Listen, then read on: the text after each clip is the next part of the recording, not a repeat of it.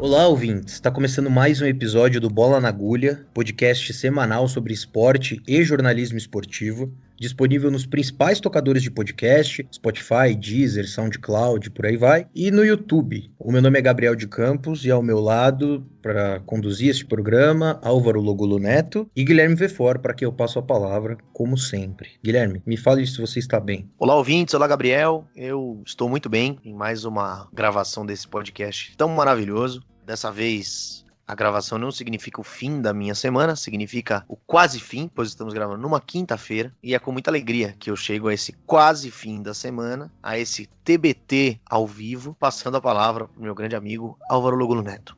Você está bem, Álvaro? Opa, prazer falar com você, Guilherme. Prazer também estar aí com o Gabriel novamente. E eu tô sentindo que o programa de hoje vai ser maravilhoso, hein? Não sei, me limito a dizer isso. Antes de convidar você que tá ouvindo ao episódio, entrar nas nossas redes sociais, tanto no Facebook, no Twitter ou no Instagram, com a @bola na agulha, uma só entre o N e o G, você já sabe. Entra lá, curte os nossos posts, dá uma olhadinha no que a gente tá fazendo. A gente falou bastante sobre assuntos que a gente vai tratar aqui hoje e segue a gente também lá pra dar aquela ajuda, né, Gabriel? Exatamente. E se você quer ajudar mais, você também pode contribuir na nossa campanha de financiamento pelo PicPay. PicPay é um aplicativo que você baixa aí no seu gadget. Por lá você tem planos de assinatura que você pode contribuir para o Bola na Agulha. Tem planos de 5 a 100 reais, se você for bilionário. Você vê qual plano se adequa melhor a você, ao seu bolso, às suas condições. E você contribui para o Bola na Agulha continuar existindo, continuar caminhando nessa estrada dos esportes. Maravilhosa, inclusive. Todo o dinheiro que a gente arrecada lá é 100% revertido para o podcast.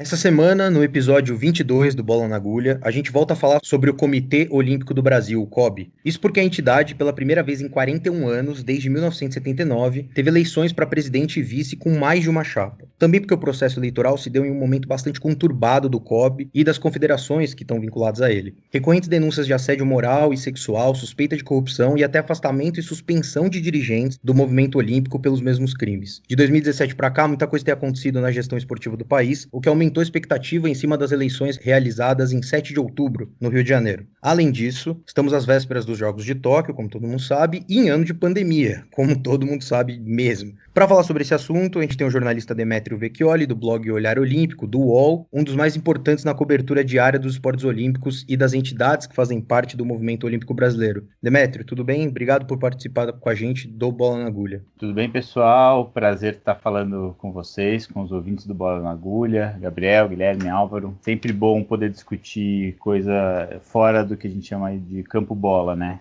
Com certeza. Que acontece no campo de futebol. Tudo que está por trás é sempre importante levar mais informação para mais gente. E, Demétrio, só para explicar para o ouvinte, justamente por fugir desse campo e bola que ele tá cansado de escutar, na introdução a gente fala de 2017 para cá. É o ano em que o Arthur Nussmann, histórico dirigente esportivo, renunciou à presidência do COB depois de ter o seu nome envolvido em suspeita de compra de votos na escolha do Rio como sede dos Jogos de 2016, inclusive investigado no âmbito da Lava Jato. Foram 22 anos à frente do COB, além de outros 20 à frente da Confederação de Vôlei. Com a sua renúncia, assumiu então o vice, hoje presidente, inclusive eleito nas eleições que a gente vai falar hoje no programa, Paulo Vanderlei Teixeira. Assumiu com o discurso da nova política. Deu conta de se afastar de Nussmann, seu velho aliado, e tirar do comitê partidários do ex-presidente. Em 2019, convocou a Assembleia Extraordinária para alterar 50 pontos do Estatuto do COB, alguns que interferiam diretamente no processo eleitoral da entidade. Dois dos mais importantes foram o afrouxamento das regras para a formação de chapas, antes precisava da chancela de 10 confederações, agora só de 3, e a garantia a cada membro da comissão de atletas um voto unitário.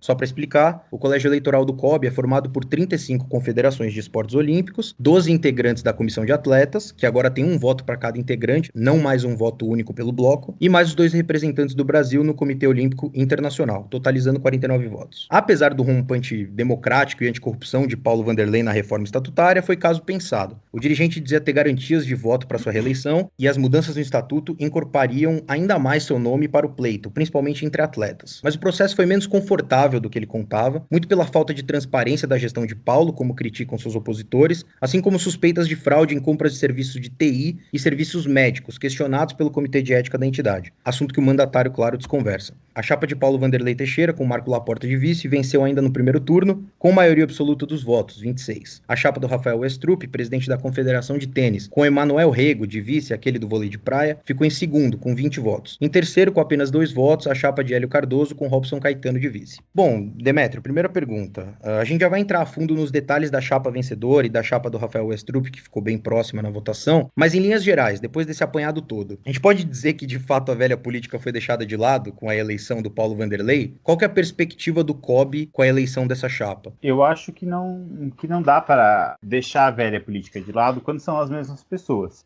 Para fazer uma nova política, teria que trocar todos os dirigentes. E aí você vai ter que colocar dirigente que nunca foi presidente de federação, nunca foi presidente de clube, nunca foi presidente de confederação. Você vai colocar quem? A gente pegar o Emanuel Rego. Vamos pensar que o Emanuel seja a nova política, um cara que está no movimento como dirigente, como cartola, como empreendedor, como membro do governo, que seja, desde 2018 só. E ele não tem o que apresentar, e por isso mesmo ele não foi eleito. Ou seja, não vai ter nova política porque as pessoas são velhas e elas construíram uma carreira. Esse é o primeiro ponto. O segundo, eu acho que eu discordo um pouco do que você falou, de que quando ele muda o estatuto lá de 2017 para 2018, nos primeiros dias de gestão dele, ele tenha pensado na reeleição. Eu acho que não, pelo seguinte: alguém te entrega uma casa caindo aos pedaços, você vai ficar nela 3 anos, você vai reformar ela. Você não vai reformar ela para vender ela, você vai reformar para morar, porque se você não reformar a casa, o teto vai cair na sua cabeça nesses próximos 3 anos. Depois, se você vende, é um processo natural. A eleição é obrigatória, né? Tipo, é um processo, a cada 4 anos você rediscute quem é o presidente do comitê, mas ele reformou porque precisava reformar. Porque se ele não reformasse, ele não governava. Ele não governava por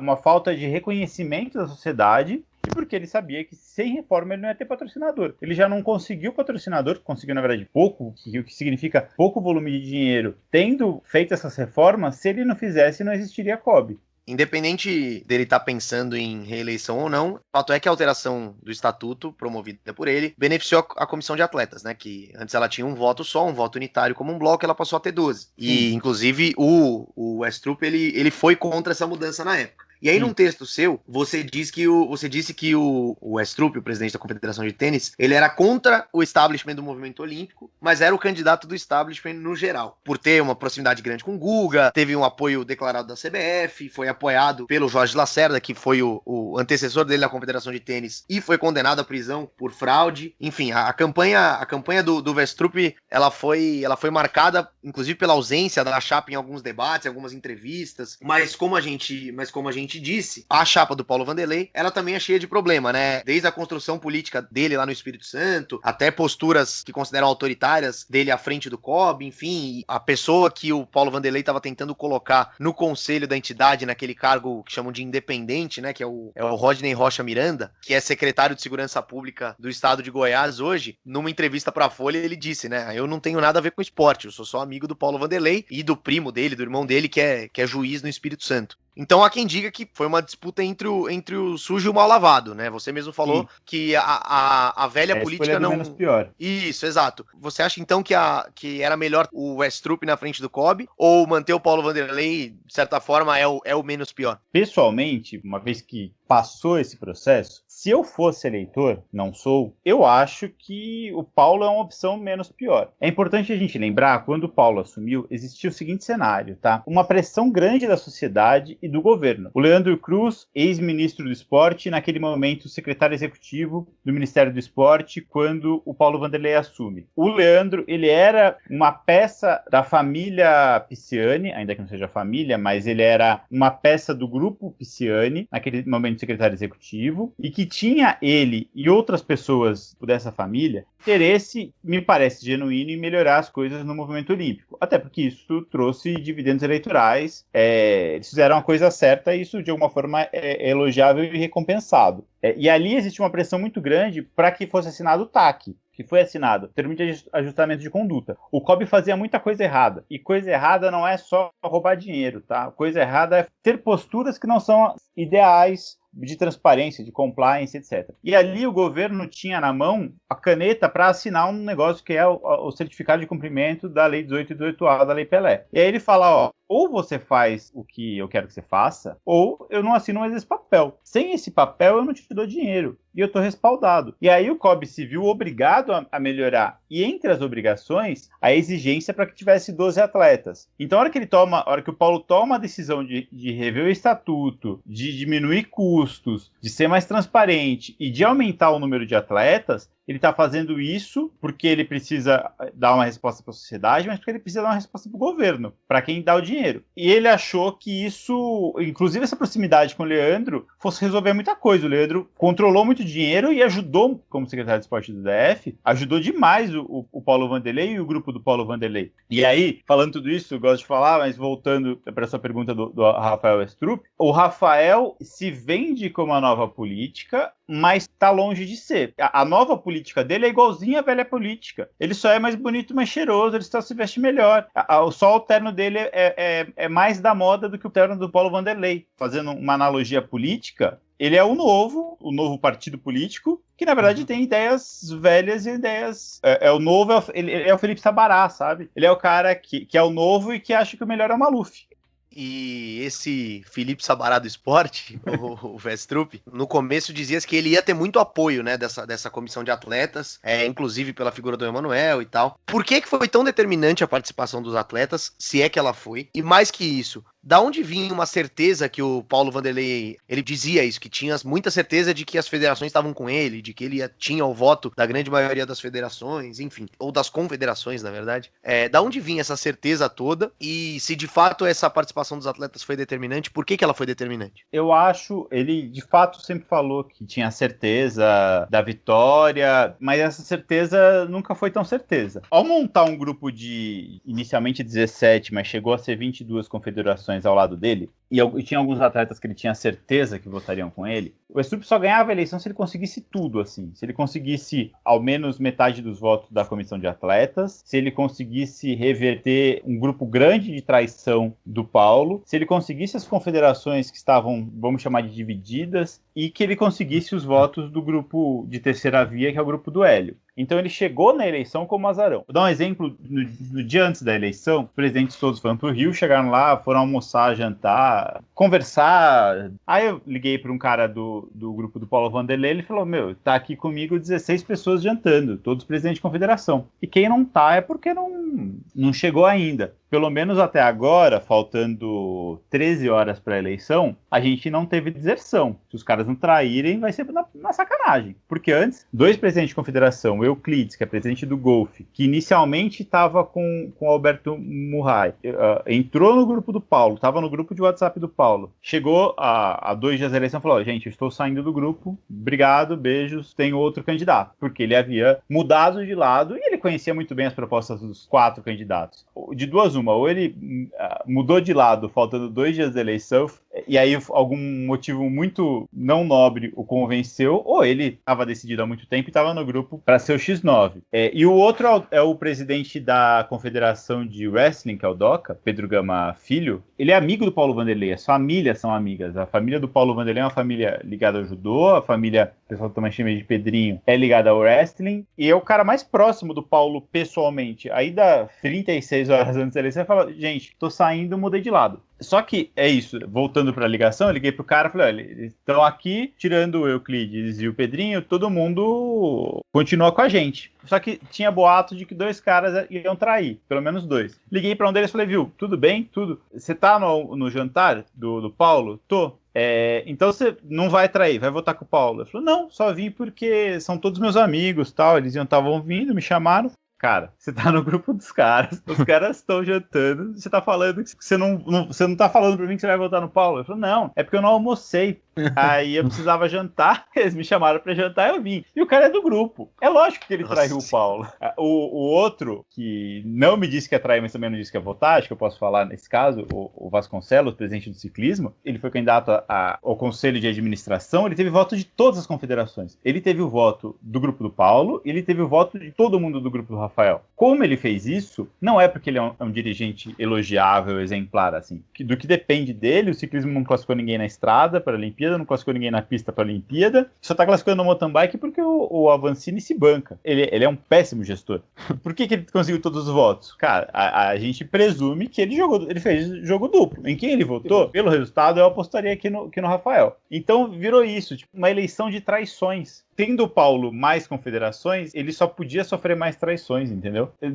Não tinha como o Rafael sofrer tantas traições, porque o Rafael tinha oficialmente 5 com ele. E assim, lembra o seguinte, a gente tá falando de um orçamento de 300 milhões de reais, para ser dividido são 49 eleitores, 35 confederações, entre 35 pessoas. Se você tem 17 eleitores com você promete dividir 300 milhões por ano entre 17 confederações e 17 pessoas. Cara, quero seu voto. Puta, não, te dou 1 milhão a mais. Não, te dou 2 milhões a mais. Não faz diferença nenhuma. Te dou 3 milhões a mais, 1% do orçamento. Não faz diferença. E é muito fácil esse comprar voto. Eu não tô nem falando de suborno, de dinheiro do bolso da confederação. Tô falando de dinheiro para a confederação gerir mesmo. Que é uma decisão que o COB tem.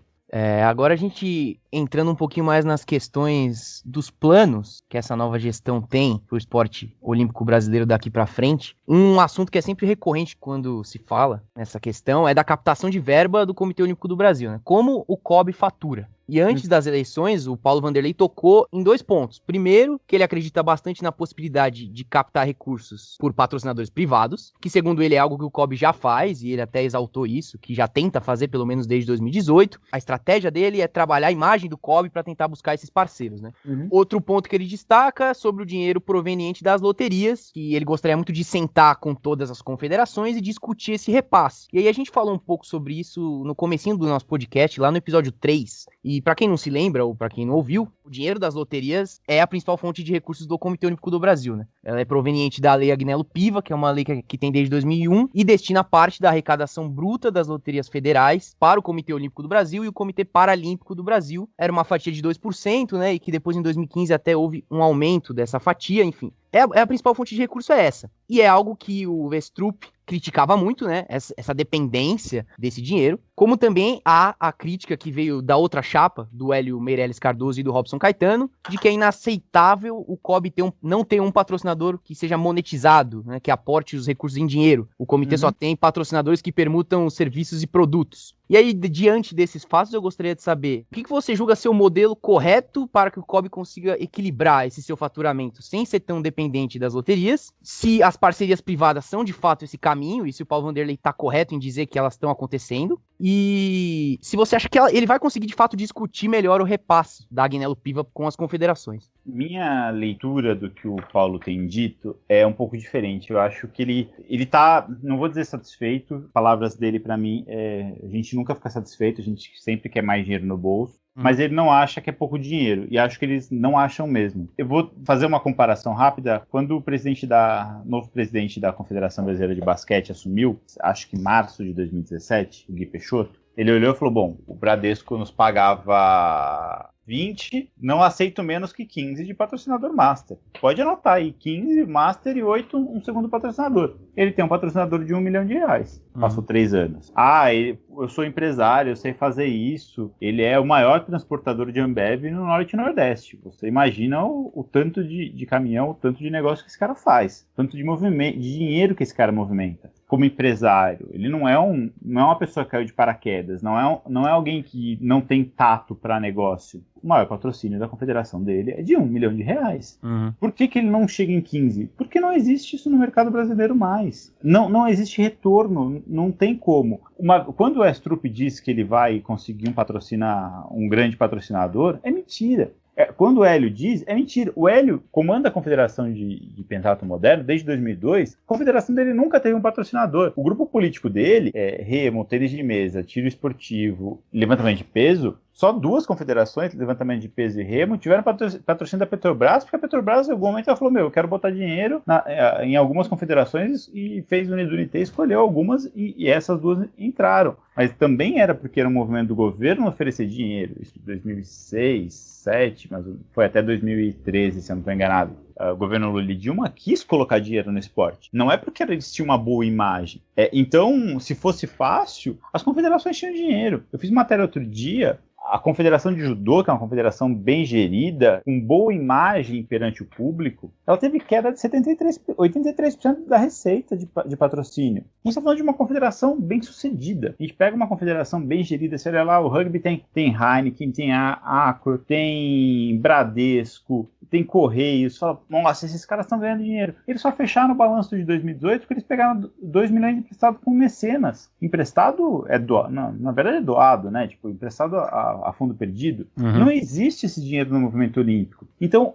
o COB, de 300 milhões que ele recebe, ele tem 280 da Lei Agnello Piva, são acho que hoje 4 milhões de dólares, se eu não estou enganado, do COI, porque, não sei se o ouvinte sabe, o COI ele vende cotas para a Olimpíada e ele recebe uma bolada de dinheiro, e essa bolada, esses patrocinadores, sei lá, Panasonic, antes Coca-Cola, McDonald's, eles têm o direito sobre os comitês olímpicos nacionais, e aí, para ter esse direito, o COI paga todo ano, todo dezembro, uma porcentagem, sei lá, 2% vai para o Brasil, 1%, mas isso dá 4 milhões de dólares. Tirando isso, o COB tem mais um pouquinho de dinheiro dessas permutas. Não vai passar disso. Se hoje o COB tem, sei lá, 10 milhões, incluindo permuta e dinheiro de patrocinador privado, uma boa gestão chegaria a 20. Não é isso que vai fazer diferença no movimento olímpico. É importante? É importante. É isso que vai fazer diferença? Convenhamos, não é. É o dinheiro da Lei Piva que precisa ser melhor distribuído.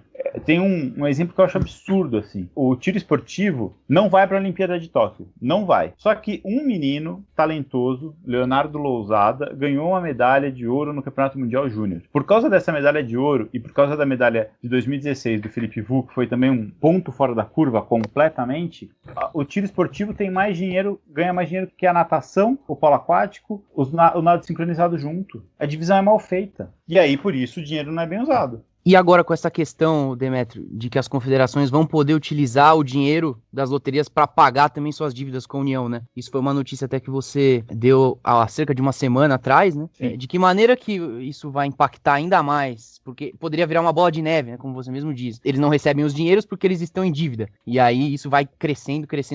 Agora, pelo menos 20% eles vão poder, as confederações vão poder utilizar para pagar suas dívidas, né? Então, eu noticiei isso, não sei quão profundo vai ser, não voltei ao assunto, conversar com as fontes sobre isso, porque até o final do ano fala que é 20% do dinheiro, mas não fala 20% do dinheiro o quê? Diário. O dinheiro cai todo dia na conta da confederação. Sim. Um dia cai 1.000, outro dia cai 2.000 e no final da conta dá 3 milhões. É 20% do dinheiro diário ou 20% do dinheiro anual? Porque se for 20% do dinheiro anual, significa R$1 milhão. Se for 20% do dinheiro de hoje até dia 31 de dezembro, dá R$200 mil. 1 milhão faz diferença, 200 mil já não faz. São várias discussões que realmente eu não sei como eles vão fazer, mas é uma chance de algumas confederações desafogar. O triatlo era uma confederação que tem uma dívida, cara, de um negócio muito esquisito, assim, acho que em 2006 teve um patrocínio do Ministério do Turismo para uma competição em Santos. E aí diz que a placa publicitária tinha que ter o Ministério do Turismo, sei lá, de 1 metro quadrado, e a placa tinha de 80 centímetros quadrados. E aí foi glosada a placa, isso custava 1.000, virou 2.000. Esses caras tinham 60 mil reais de dívida com o Ministério do Turismo. Só que eles não têm dinheiro privado para pagar. E aí virou uma bola de neve. Agora eles vão conseguir pagar. A dívida da vela, que é 200 milhões, já é outro problema impagável que soluciona de outra forma. Mas não sei exatamente quantas vão, de fato, usar esse dinheiro para resolver a vida, sabe? Nessa última pergunta do Álvaro, você falou um pouquinho do financiamento das confederações e de como ele se dá e tal, e eu queria fazer uma pergunta sobre o financiamento dos atletas, dos programas de auxílio do governo, enfim, como o Bolsa Pódio, que, explicando em linhas gerais para o ouvinte, ele é concedido aos atletas que estão entre os 20 melhores do mundo na sua modalidade, durante um período ali, que é um período que o edital do Bolsa Pódio determina, e o Bolsa Atleta, que é concedido aos atletas que ocuparam os 3 primeiros lugares de eventos esportivos nacionais ou internacionais no ano anterior ao edital, então na temporada. E esses dois programas, aqui eu estou usando informações tiradas diretamente do blog do nosso convidado, Demetrio Vecchioli, eles estão ameaçados, né, desde 2017, quando o governo Michel Temer cortou 87% dos investimentos para o esporte no ano seguinte. E aí, a partir de então, criou-se um gargalo, um funil financeiro, e hoje a gente tem um cenário que, no caso do Bolsa Atleta, por exemplo, a União ela destina 70 milhões de reais para um programa que custa 140. E mais do que isso, né, no meio desse ano aí, o governo anunciou que ele não ia pagar o Bolsa Atleta de 2020, porque o Bolsa Atleta, só pra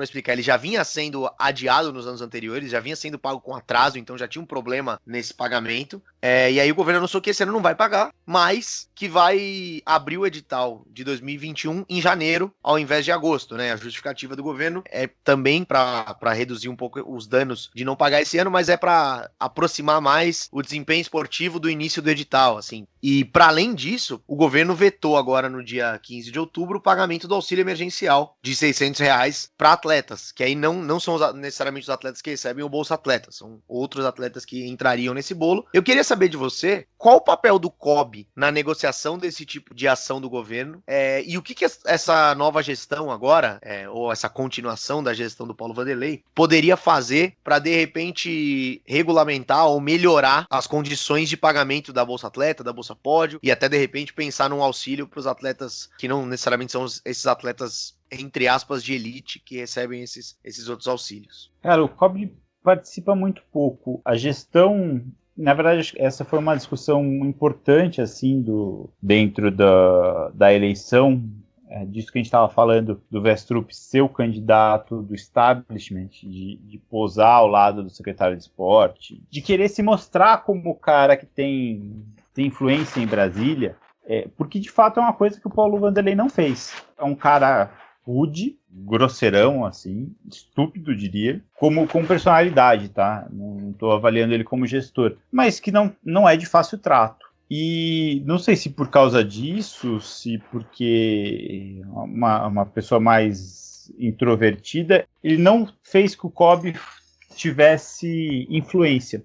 Tem um cara, que não sei se vocês já ouviram falar, chama Arialdo Boscolo. Ele não é o presidente do Comitê Brasileiro de Clubes, mas ele é quem manda desde sempre. Esse cara está todo dia em Brasília. Ele conhece todos os deputados, todos os senadores, todos os funcionários do Ministério, todos os funcionários da Secretaria. E por causa disso, ele consegue tudo o que ele quer em Brasília. E o COB não quer e não faz isso. E isso é um problema quando afeta toda a base, porque o que o COB se preocupa? Qual é a ideia de ficar fora dessa discussão? A mim, COB, me interessa que o Brasil tenha uma boa representação nos Jogos Olímpicos e nos Jogos Paralímpicos. E nos Jogos Pan-Americanos, perdão. Depende disso do governo? Não. O que vai me dar dor de cabeça? Putz, se eu precisar tirar um cavalo do Brasil e levar para Tóquio e for me dar dor de cabeça, eu vou discutir com o governo. A Bolsa Atleta para o garoto de 18 anos muda a minha vida? Não. A mudança na Bolsa Auxílio da Lei de Incentivo ao Esporte altera a minha vida? Não. Se não altera, o COB não se mete. E nisso, ele acaba não tendo influência nas decisões do esporte.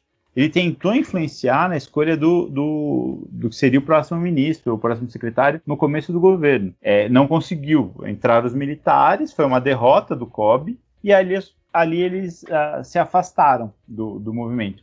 Já usei esse exemplo em outras conversas, mas tipo, aqui em São Paulo, o Babi Barioni está fechado, né? O Babi Barioni, complexo esportivo que foi reformado para a Olimpíada, ele fechou em 2014, devia ficar pronto em 2016, e nem a primeira fase está terminada ainda, no Parque da Água Branca. Devia ser interesse do COB pressionar o governo para que isso fique pronto, porque assim, eu como usuário do complexo, eu quero que fique pronto. Vocês, se um de vocês morar perto, se você quer que fique pronto, um nadador, só que a gente não tem a força de chegar no governador, que tem o presidente do Comitê Olímpico do Brasil, para chegar e falar, cara, você precisa entregar esse negócio. Olha só, você tem um complexo aquático ali, dá para fazer o Campeonato Brasileiro de piscina de 25 metros. Vamos fazer aqui? Ou, cara, você tem um Palácio do Judô, tá indisponível do Ibirapuera. Ou, se a gente pegar o exemplo do Ibirapuera, que tá para ser, pelo contrário, não tombado e privatizado. Uhum. Devia ser interesse do COB, se o COB liderar o movimento, falar, cara, você não pode destruir a minha pista de atletismo. Você não pode destruir o segundo principal complexo aquático de piscina de tanque de saltos e piscina olímpica do país. Desculpa, velho, você não pode. E pressionar o governo e ser o líder desse movimento. Mas pro COB não faz diferença. Ele não precisa daqui, ele pode treinar no Maria Lenk, se destruir tendo uma piscina. Ele coloca os 10 nadadores da seleção para treinar e tá tudo bem. Então, ele não usa essa força política para fazer um bem para a coletividade do esporte. Ele não é o líder desse movimento esportivo.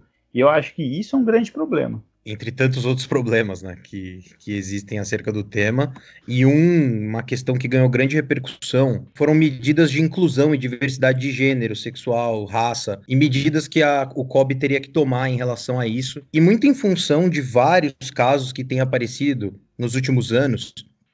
Presidente da Confederação Brasileira de Handball. Inclusive, a Confederação Brasileira de Handball anda muito bem das pernas, né? Suspenso por assédio moral e sexual. Tem o caso de racismo envolvendo o ginasta Ângelo Assunção.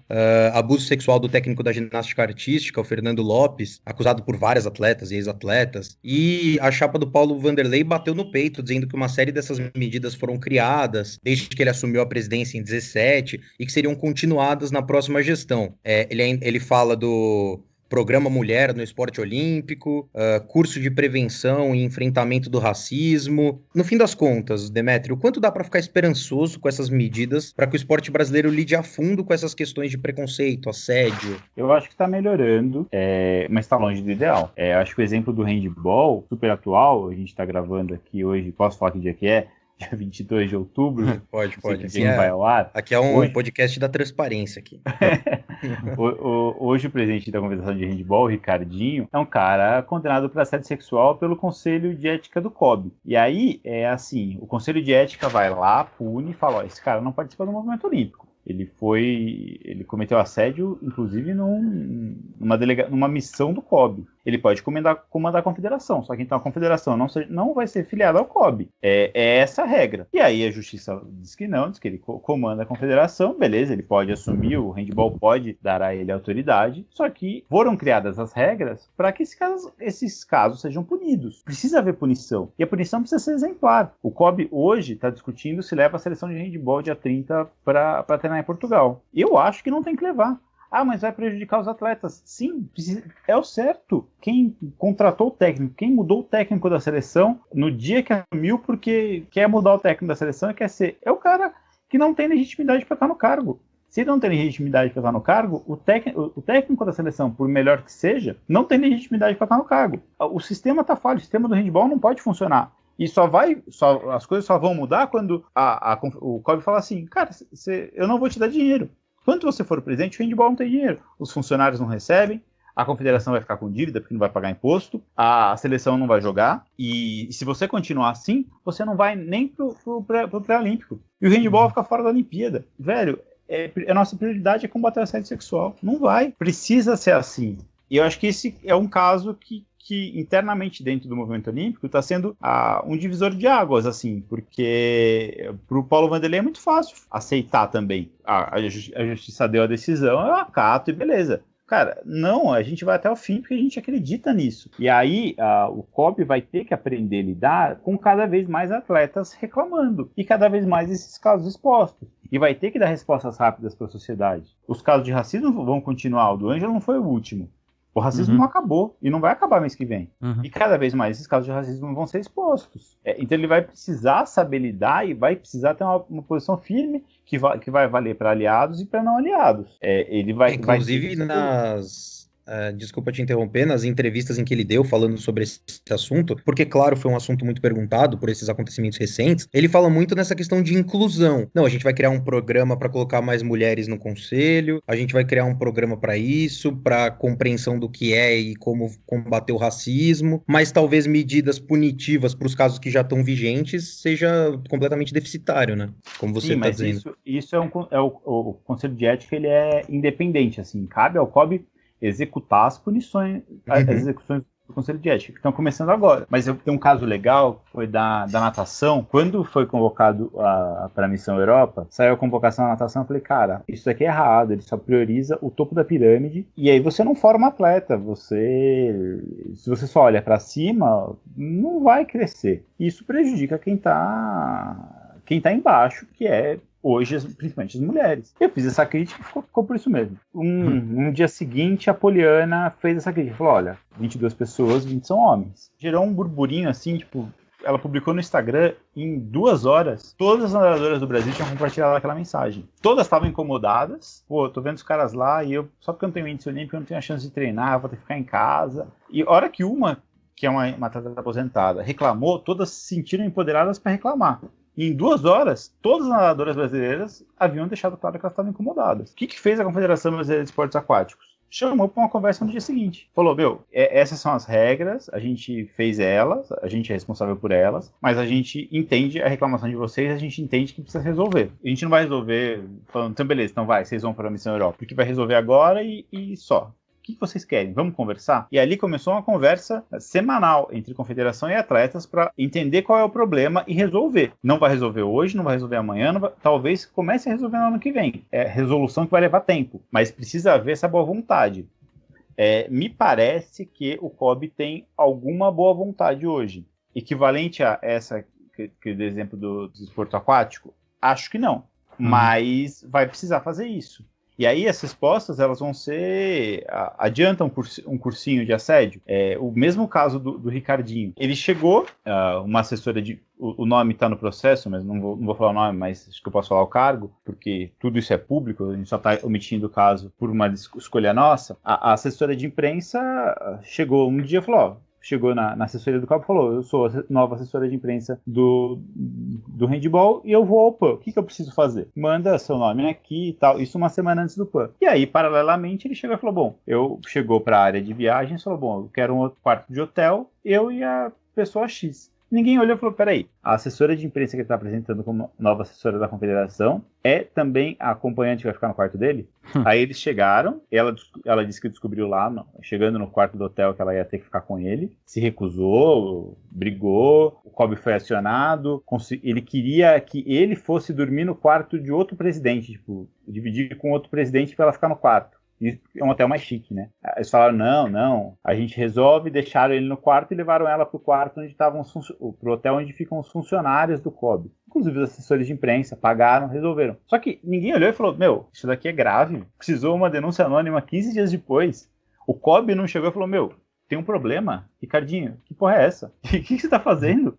Absurdo, absurdo. Então, ou seja, e aí depois disso, o COB parece que está obrigando todos os funcionários de todas as confederações a fazer curso, só que o sistema é falho, sabe? Inclusive porque é novo. E agora essas estruturas de poder não podem mais permitir. Mudou a forma como que a gente espera, a gente começou a conversa falando da velha política. Os políticos são os mesmos, mas as regras são novas. Mas ele vai ter que se adaptar, e nem que seja na base da pancada. E essa é uma questão que a gente vai ter que ficar de olho aí nos próximos meses para ver como que o COB vai guiar essas mudanças. Mas você falou da equipe de handball, né? A gente tinha trazido toda essa história envolvendo a Confederação de Handball, e que a equipe de handball seria a próxima a viajar para Portugal no cronograma, né, do time Brasil, fazendo parte da Missão Europa. E aí a pergunta que eu quero fazer é sobre isso agora. É um assunto que a gente falou até nas nossas redes sociais, falamos no outro programa sobre esporte olímpico. É um planejamento que foi iniciado ali em julho, né, a Missão Europa, com o objetivo de levar atletas brasileiros para treinar e competir no continente europeu durante a quarentena aqui no Brasil, né? Então a pandemia está em etapas diferentes nos países, né? E a ideia era que os atletas não ficassem parados todo esse tempo, pudessem estar em pé de igualdade com seus oponentes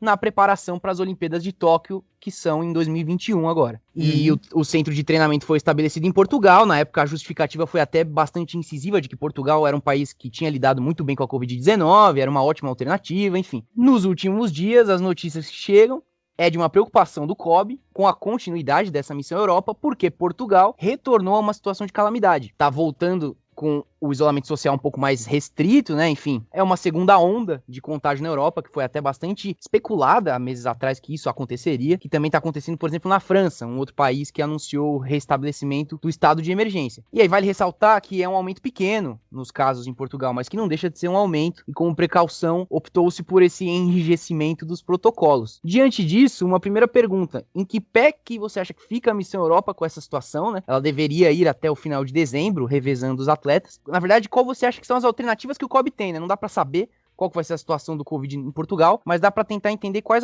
as alternativas que o COB tem para tentar driblar, digamos, essa questão. E como você enxerga esses 3-4 meses de Missão Europa? Vem tendo um resultado satisfatório? Eu sempre disse que, pessoalmente, eu sou contra. Não que eu influencie alguma coisa, não sou deputado criticando o governo, mas sejamos muito claros, a Missão Europa só existiu porque a gente está em ano eleitoral, né? A Missão Europa só existiu por causa disso. Eu acho que falta ao COB, não acho a ideia de uma base na Europa ruim, acho inclusive boa. Acho que a Missão Europa dá essa lição de que é bom ter uma base, um lugar confiável para atletas brasileiros que estão competindo na Europa, e isso é um negócio contínuo, mas a Missão Europa não precisava ter acontecido. Os atletas foram para lá assim, quando eles poderiam ter ficado em Fortaleza, que tem um centro de treinamento, um centro de treinamento olímpico de primeiro nível e que poderia servir para segurar atleta. Podia ser o Cefam, no Rio de Janeiro, que tem alojamento interno. O Comitê Paralímpico fez uma bolha aqui em São Paulo, só teve um caso de Covid. Teve mais casos de Covid na delegação brasileira maior, que foi para Portugal, do que a galera que ficou treinando aqui em São Paulo. O que falta, e aí eu já falei, que é o do COB olhar, fazer política internamente e encontrar dentro do Brasil as soluções. Cara, tem um exemplo que eu achei tão absurdo assim, falar em Cefam. A seleção de nado sincronizado estava treinando no Cefam no Rio de Janeiro, diariamente, foi treinar em Portugal, ficou 2 semanas lá e voltou a treinar no Cefam. Não precisava ir para Portugal, podia ficar treinando direto no Cefam. Sim, é mais barato. E economizar dinheiro para treinar mais atleta, para contratar uma técnica melhor. Não precisava ter ido. E tudo isso já não valeu a pena, porque um técnico brasileiro de 72 anos, que não tinha nada que ficar entrando em avião, não tinha nada que sair de casa no meio de uma pandemia, foi para Portugal e pegou Covid provavelmente no avião e ficou 24 dias na UTI. Ele, graças a Deus, sobreviveu. Mas ficou 24 dias sozinho numa UTI em Portugal com a família no Brasil. Só por isso já não valeu a pena. Um brasileiro que devia estar em casa se cuidando e que estava viajando para Portugal pensando em Olimpíada, dane-se a Olimpíada. Ele pegou Covid, ele estava no quarto com um outro treinador, esse treinador não pegou Covid, mas o atleta desse treinador pegou, e eles estavam circulando lá, podia ter pegado Covid na equipe inteira de atletismo. Inclusive é responsável com a cidade, porque a cidade teve 10 casos, 4 são da equipe brasileira, e se eles tivessem passado para toda a equipe de atletismo, ia triplicar o número de casos de Covid na cidade de Portugal. Não tinha que ter feito e não tem que manter. Ainda mais agora. A seleção de rugby feminina foi. Sim. Pra quê? Tava treinando em São Paulo. Estavam treinando dentro de protocolos aprovados pela prefeitura. Foi fazer o quê em Portugal? Qual a diferença? Que outro exemplo pra mim é tão bizarro. A seleção de boxe foi treinar em Portugal. Os caras alugaram por 130 mil reais equipamento de boxe lá. Botaram pra treinar. Foi a seleção A. Dos 10 melhores do país, foram 7. Os outros 3 e mais 7 foram treinar num hotel em Embu-Guaçu. Os caras não podiam treinar em São Paulo, eles foram para um hotel em Embu-Guaçu, ficaram uns dias de quarentena lá e passaram a treinar. Por que você vai para Rio Maior, em Portugal, gasta 130 mil reais só de aluguel de equipamento se você pode treinar em Embu-Guaçu? E assim, eu acho que não devia ter treinado em Embu-Guaçu naquele momento da pandemia. A gente tá falando de julho. Eu, Demetrio, acho que não. Só que eles foram. Se o atleta número 7, se o 7º melhor brasileiro podia treinar em Embu-Guaçu, por que o 6º não podia? Se vai todo mundo para um hotel treinar, vai todo mundo, fecha o hotel. Fecha, fala, gente, quanto custa pagar um hotel? Putz, o hotel precisa de 40 mil reais por dia. Beleza, eu pago 40 mil reais por dia, eu fico aqui um mês e a gente vai treinar todo mundo aqui e vamos fazer o melhor pela seleção de boxe. Beleza, precisa ir para Portugal? Só uma grande correção, foi em Budas Artes, não foi em Embu-Guaçu.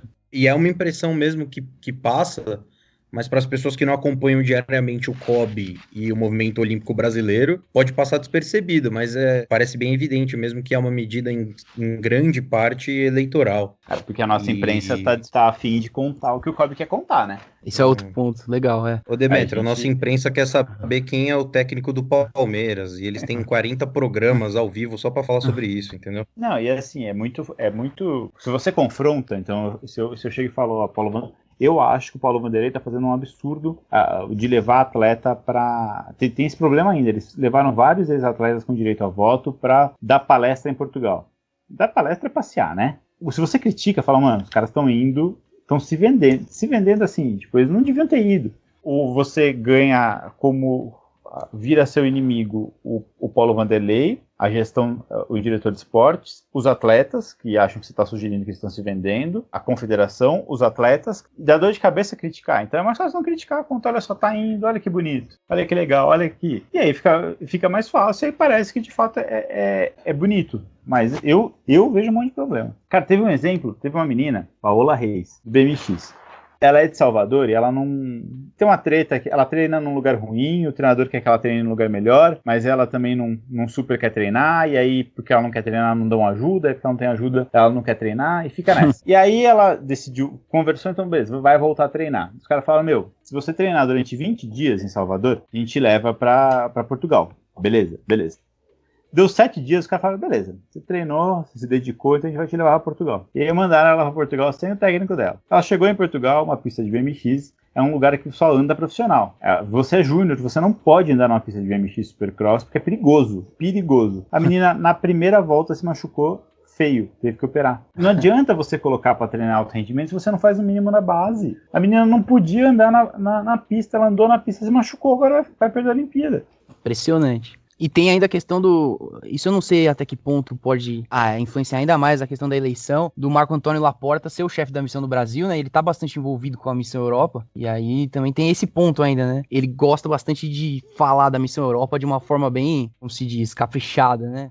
Eu sou suspeito porque eu gosto do Marco Laporta. Acho é uma pessoa de bom trato, é uma pessoa que dialoga com todo mundo, e acho que ele ajudou a influenciar o voto dos atletas. Os atletas confiam no cara. O cara tá na chapa, e acho que então não é só a Missão Europa. Acho que a Missão Europa ajudou a se aproximar de alguns atletas, mas eu acho que ali todo mundo conhece, sabe que as pessoas sabem quem é quem, sabe? Tipo, ninguém foi pego de surpresa. Ele é um canal de comunicação, inclusive, com a diretoria. Você sabe que você tem ali um aliado.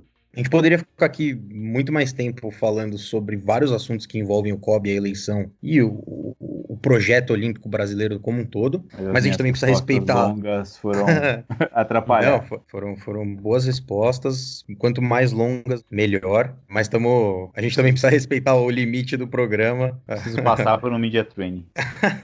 Não, que isso, foi ótimo.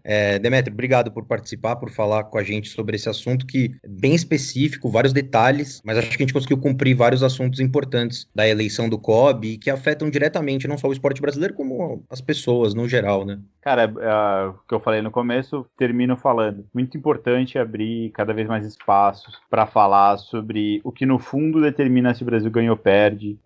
Não é só atleta, não é só campo bola, é também o que acontece fora dos campos de futebol e fora das quadras e das pistas e etc. Com certeza, e você está super convidado a voltar no futuro breve para a gente falar de outros assuntos, inclusive ver em que pé que ficaram as coisas que a gente levantou aqui sobre a eleição, a prorrogação do mandato do Paulo Vanderlei Teixeira à frente do COB. Você tem alguma rede social que você queira passar para as pessoas? Twitter, Instagram? Twitter, @olhar_olímpico, Facebook, que eu uso menos, olhar_olímpico, e Instagram, olhar_olímpico. Se tiver que escolher uma rede, siga no Twitter. É isso, acompanhe o trabalho do Olhar Olímpico, as publicações no UOL e também as redes sociais, que o Demetrio faz uma cobertura bem completa do movimento olímpico brasileiro. É isso, obrigado, Demetrio, até a próxima aí. Valeu, gente. Tá super convidado.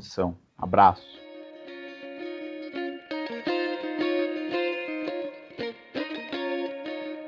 Bom, e só antes da gente encerrar o programa denso, com muita informação sobre o movimento olímpico brasileiro, que não anda tão bem das pernas, a gente faz sempre aquele monitoramento das redes sociais, tentar entender o que as pessoas falaram ao longo da semana, que assuntos ficaram em alta, principalmente no Twitter, relacionado a esporte e que vale a pena de ser falado aqui. E essa semana acabou sendo uma semana um pouco mais morna em relação aos assuntos que dominaram as redes, e diante disso não tinha como a gente não falar do principal assunto no começo da semana, e que dominou as redes, inclusive com uma interação muito gostosa entre jornalistas, entre profissionais da comunicação e da imprensa brasileira, e tudo isso proporcionado por esse grande nome da televisão mundial, que é o craque Neto, que voltou a trabalhar depois de contrair a Covid-19, mas que voltou super bem, voltou ativo e voltou já botando a boca no trombone, o Guilherme. Chegou falando de todo mundo, defendendo os jornalistas que tiveram seus números vazados, sendo um grande pendão da democracia e da moralidade do país. Falar sobre José Ferreira Neto, pra mim, é muito emocionante, né? Ele que, além de levar o entretenimento brasileiro nas costas, agora também parece levar o discurso progressista na imprensa esportiva. Ele voltou realmente on fire, como diriam os nossos amigos norte-americanos, e falou de tudo, né, nos Donos da Bola essa semana. Falou do caso Robinho, fazendo duras críticas ao comentarista e ex-jogador Caio Ribeiro, por quem ele não tem nenhum apreço, e defendendo jornalistas como Carlos Cereto, Marília Ruiz, Ana Thaís Matos, que foram duramente criticados e perseguidos pelos apoiadores do atleta Robinho, após terem seus números de telefone vazados em grupos de apoiadores do jogador. Inclusive o Juca Kfouri escreveu no blog dele essa semana sobre o cara que vazou esses números. Quem quiser ler, tá lá, blog do Juca. Mas enfim, fato é que o Neto, dentre seus rompantes de fúria em relação ao Esporte Clube Corinthians Paulista, tem cumprido um papel bastante importante, inclusive de crítica às autoridades brasileiras e ao que ele chama de genocídio promovido pelo governo ao não combater a pandemia como ela deveria ser combatida. Enfim, fato é que as redes, quando o Neto fala, quando o Neto abre a boca, as redes ficam em polvorosa. É impressionante. Foi realmente ficou assim, o pessoal ficou aloprado, ficou todo mundo louco com a volta do Neto. Começaram a compartilhar vários trechos do programa em que ele defendia o pessoal e quem era defendido repercutia. Então foi crescendo assim de uma forma absurdamente rápida. Como vocês falaram, né? Ele tá assumindo aí esse novo posto depois de ser contaminado pela Covid, não ser só mais um entertainer, ele também quer pregar aí uma palavra um pouco mais séria de vez em quando, não sei. E esse caso do Caio Ribeiro aí também teve uma repercussão, né? Ele depois no Bem Amigos falou que não sabia dos áudios vazados do Robinho, então quando ele teceu aquele comentário de que todos tem que ter o benefício da dúvida, ele não estava sabendo. Acho curioso, né? A matéria foi feita pelo veículo que ele trabalha e ele não sabia dos áudios que saíram aquele dia, por isso que ele teceu esse comentário. Depois ele tentou se retratar numa situação constrangedora no Bem Amigos, o Casagrande nem olhou na cara dele. Ficou aí essa situação boa. O Kleber Machado também estava claramente incomodado. Não sei o que os meus colegas acharam disso aí, mas essa briga do Caio com o Casagrande também tá comum nas redes sociais, né? De se falar nisso. Essa briga nem é uma briga, na verdade, porque o Casagrande sempre acaba deixando o Caio moralmente em frangalhos, na lona, e respeito também ao Kleber Machado, que é um grande profissional. Gostamos. Aliás, o Bem Amigos, com Kleber Machado apresentando e o Galvão na função de comentarista, caminha para ser aí o melhor programa da imprensa esportiva brasileira. Ou melhor, caminha para ser o segundo melhor, atrás apenas de Os Donos da Bola.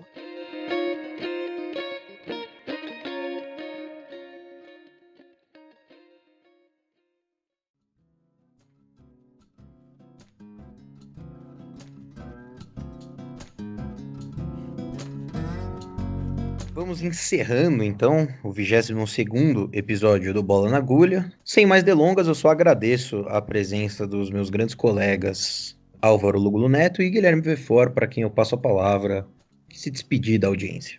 Bom, me despeço da audiência, depois de mais um programa de muito conteúdo qualificado, com a presença do Demetrio Vecchioli, e de muito conteúdo qualificado com a presença de craque Neto. Fico muito feliz de estar aqui e de passar a palavra mais uma vez pro meu grande amigo Álvaro Lugulo Neto, o rei da voz. É isso, Guilherme. Me limito hoje a dizer duas palavras. Forte abraço para você e para o Gabriel De Campos.